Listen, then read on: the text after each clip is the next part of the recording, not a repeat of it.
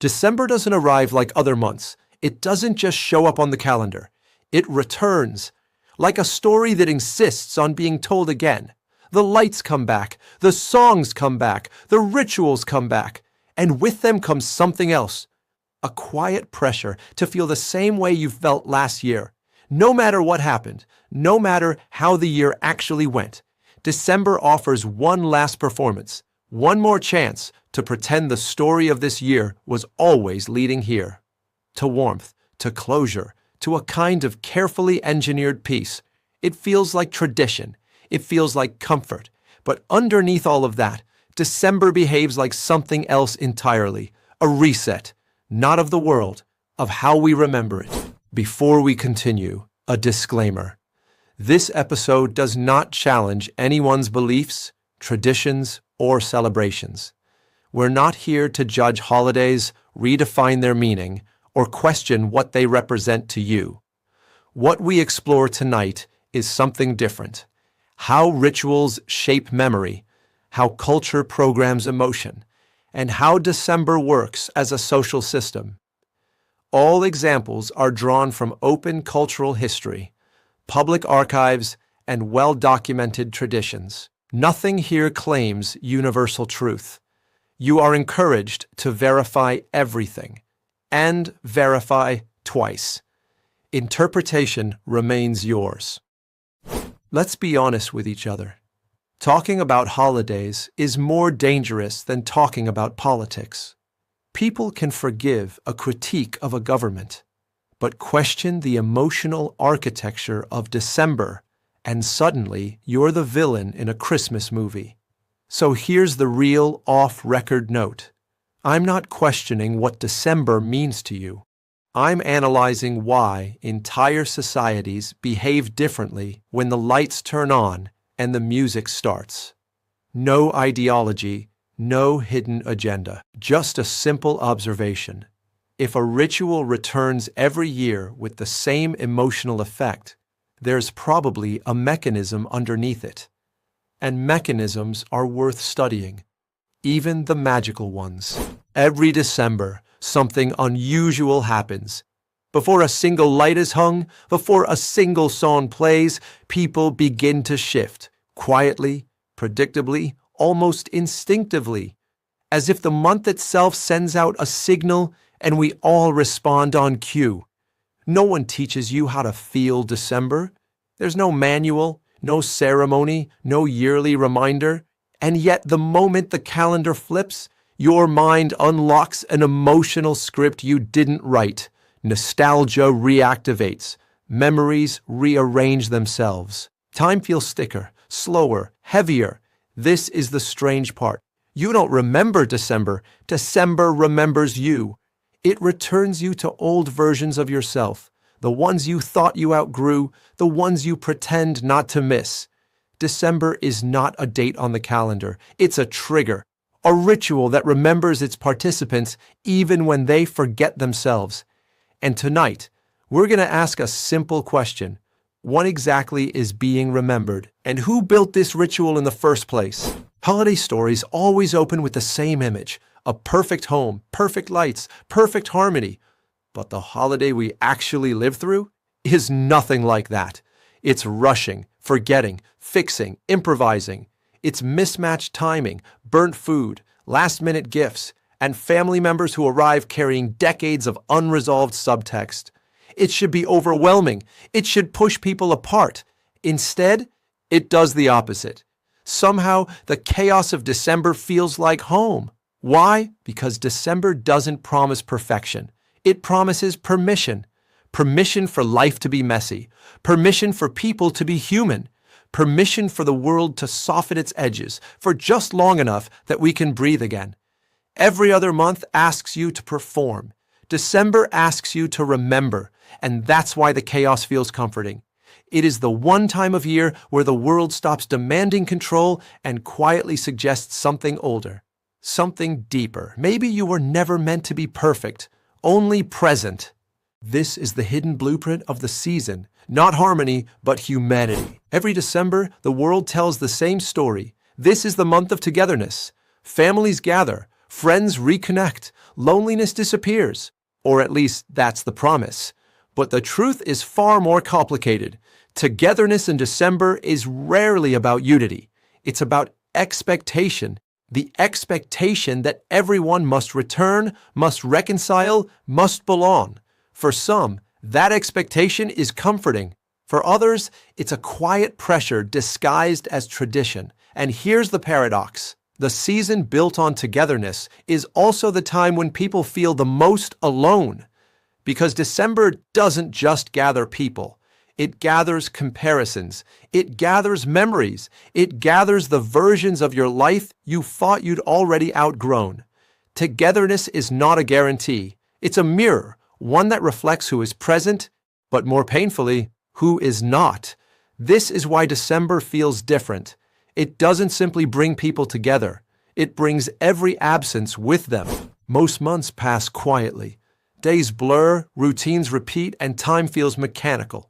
But December has its own physics. It doesn't measure hours. It measures weight. Every day feels heavier, thicker, as if time itself is collecting something from you. Deadlines accelerate, memories sharpen, expectations multiply. And yet, the month also slows down, stretching itself across emotions you didn't plan to revisit. No other month does this, because no other month is engineered to make the past feel present and the present feel temporary. December is a clock that doesn't mark time, it marks meaning. It reminds you what changed, what didn't, what should have, and what still might. This is why people say the month feels different, even when nothing specific happens. December isn't counting down to a holiday. It's counting down to a version of you you're supposed to carry into the next year. A quiet audit before the reset. There is one word December repeats more than any other: joy. It's on storefronts, cards, ads, banners, in movie titles and song lyrics, as if joy is not a feeling, but a product you are expected to acquire. But the strange thing is this: the more the season insists you must feel joy, the harder it becomes to find it. Because joy doesn't respond to pressure. Joy doesn't arrive on schedule. Joy cannot be purchased, curated, or commanded. Yet every December, the world behaves as if joy is mandatory, as if the absence of happiness is a personal failure. This is why the season often feels heavier than it looks from the outside. The pressure to feel festive creates the opposite effect: a quiet emotional dissonance you're not supposed to admit. The truth is simple: joy can't be manufactured, but the idea of joy can. And December, with its lights, music, and rituals, is the most successful production line of joy ever built. It doesn't create happiness. It creates the expectation of happiness, and that expectation has a cost. Every December carries a strange phenomenon. We remember things we didn't plan to remember. A smell, a song, a street, a single ornament from childhood. And suddenly, the past is not behind you. It's beside you. Holiday memory doesn't behave like normal memory. It arrives uninvited, unfiltered, and almost always out of order. Because December doesn't store moments. It stores versions. Versions of you, of your family, of the world you once believed in. This is why the season feels heavier with age. Each year adds another layer to a memory structure you didn't design, but must now inhabit. The holidays aren't nostalgic by accident. They are nostalgic by construction, built from repetition, ritual, and emotional imprinting. You don't simply remember December. December remembers who you used to be. And sometimes that can be beautiful. And sometimes it can be unbearable. Memory is the architecture. You are the archive. Before we go deeper, a quiet reminder. This investigation is only one path inside the protocol multiverse. If you want the full picture, the other divisions, the other angles, the other ways we look at the world, subscribe to Dark Side Protocol and step into the wider system waiting in the description. Now, let's continue. Every December gathering, no matter how worn, simple, or joyful, contains a quiet, unspoken negotiation. Who sits where? Who speaks first? Which subjects are safe? Which memories remain off limits? Which tensions everyone silently agrees to ignore just for the holidays? It's not manipulation. It's choreography, a delicate arrangement of personalities, histories, old wounds, and old expectations, all balanced carefully under the pressure to keep the peace. And somehow, it usually works. Not because everyone suddenly changes, but because December creates a temporary treaty, a fragile, unofficial understanding that for a few days we will pretend the past is lighter than it actually is. This is why holiday gatherings can feel both comforting and exhausting.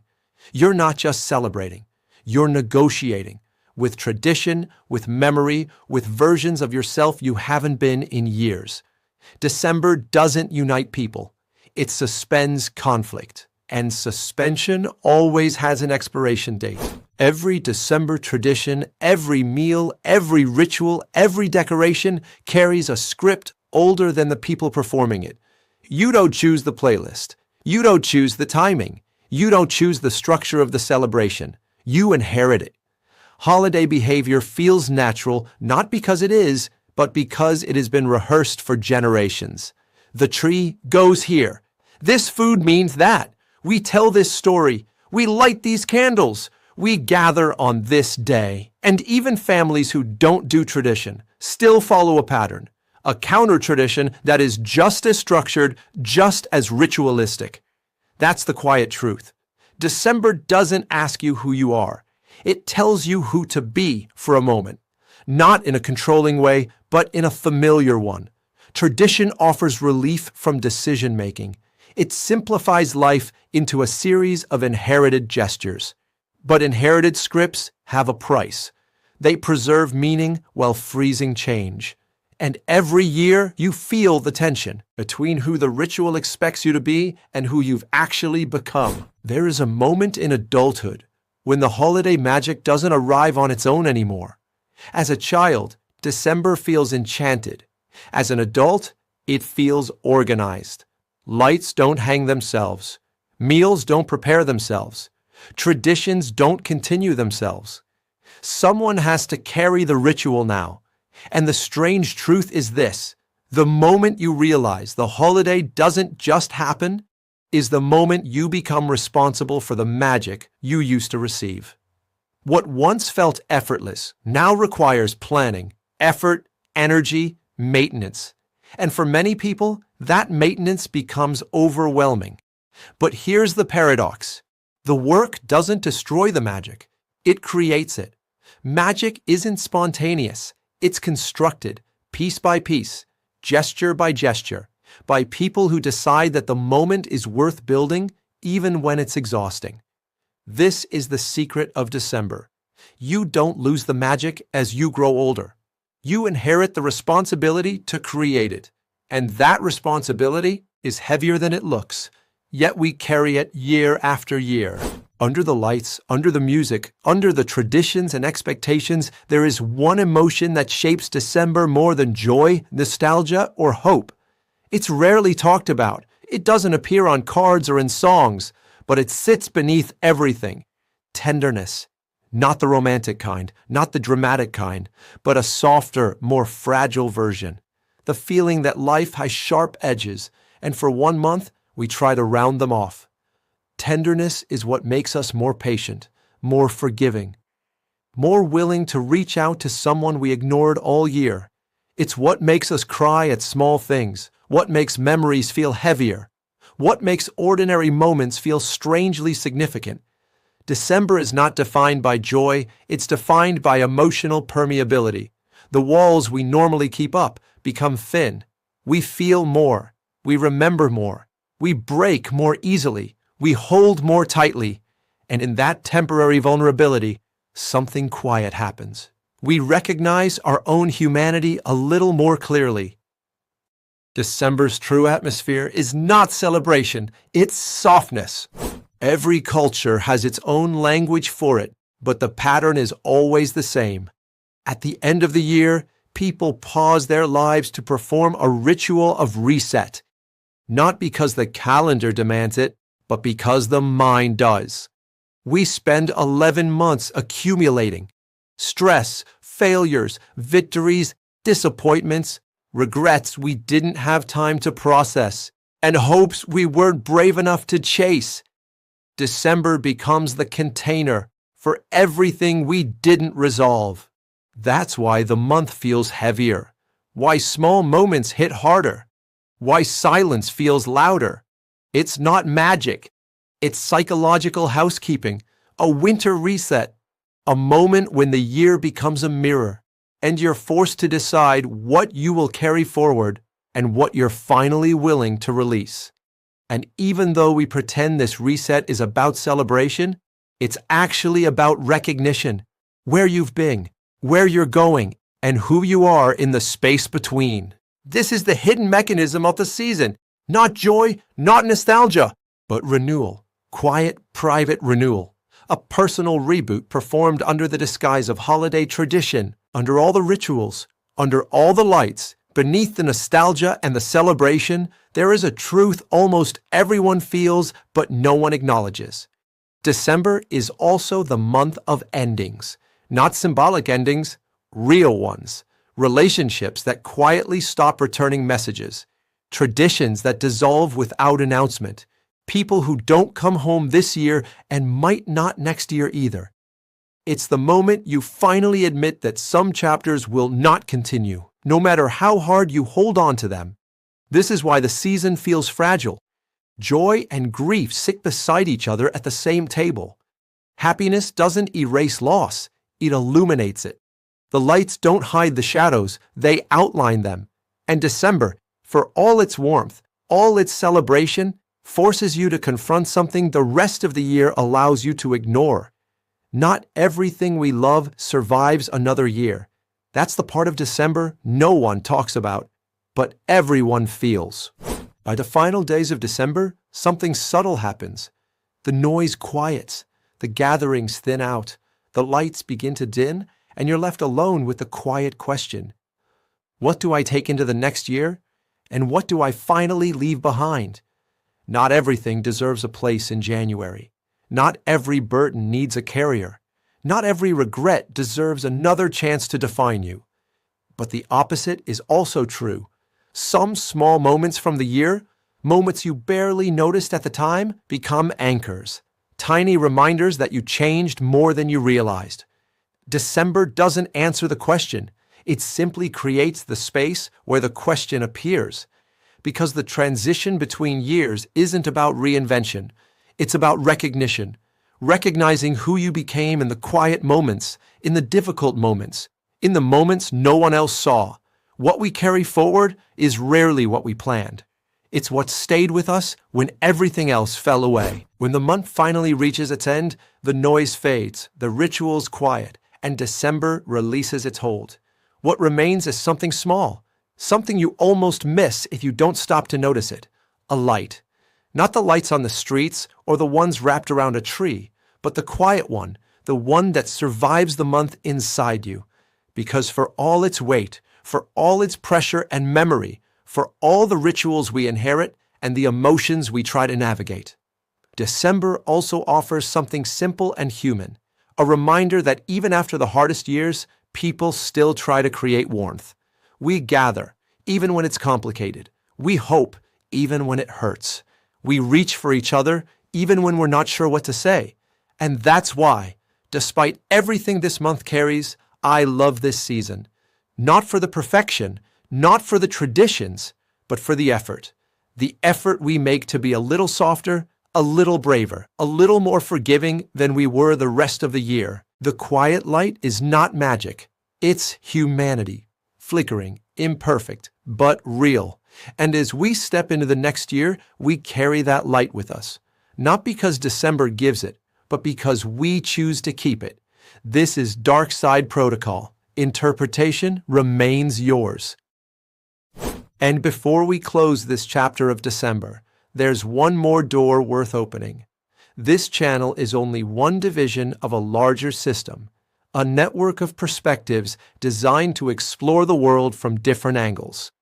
Dark Side Protocol, the division of hidden structures.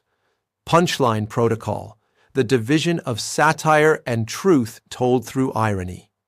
And beyond both lies the deeper archive, the extended cuts, the director's notes, the unfiltered versions. Inside the Protocol Multiverse, if you want to follow every branch of the investigation, every perspective, every layer of meaning, subscribe to the Divisions of the Multiverse. The entrance is waiting in the description. Step through the door when you're ready for a wider view.